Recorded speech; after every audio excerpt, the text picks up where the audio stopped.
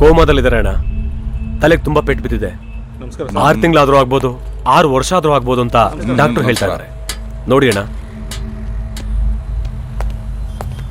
ನಮಸ್ಕಾರ ಅಣ್ಣ. ನಮಸ್ಕಾರ ಸರ್.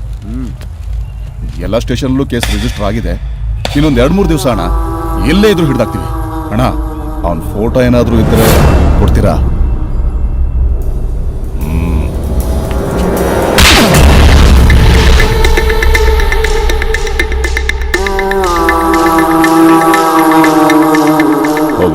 ಹೋಗೋ. ನಿಮ್ ಕಮಿಷನರ್ನ ಕೇಳಿದೆ ಅಂತ ಹೇಳ. ಆಯ್ತು. ನನ್ ಏರಿಯಾದಲ್ಲಿ ನಾನ್ ಕಬಡ್ಡಿ ಕ್ರೀಡಾಕೂಟ ಉದ್ಘಾಟನೆ ಮಾಡೋ ಜಾಗದಲ್ಲಿ ನನ್ ತಮ್ಮನ್ನ ಹೊಡೆದು ಹೋಗಿದಾನಂದ್ರೆ ಆ ನನ್ ಮಗನಿಗೆ ಎಷ್ಟು ಮೀಟರ್ ಇರ್ಬೇಕು? ಯಾರವನು?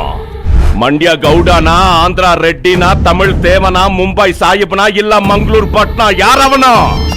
ನೋಡು ನೋಡು, 24 ಗಂಟೆನಿಂದ ಫೋನ್ ಹುಡ್ಕೋತಾನೆ ಇದೆ. ಹಾಸನ, ಹಾವೇರಿ, ಚಿತ್ರದುರ್ಗ, ಗದಗ, ರಾಯಚೂರು, ಬೆಳ್ಳಾರಿ, ಬಾಗಲಕೋಟೆ, ಬೀದರು, ಬೆಳಗಾಮು, ಹುಬ್ಳಿ, ದಾವಣಗೆರೆ ಎಲ್ಲ ಕಡೆನಿಂದ 27 ಜಿಲ್ಲೆನಿಂದ ಫೋನ್ ಬರ್ತಾನೆ ಇದೆ.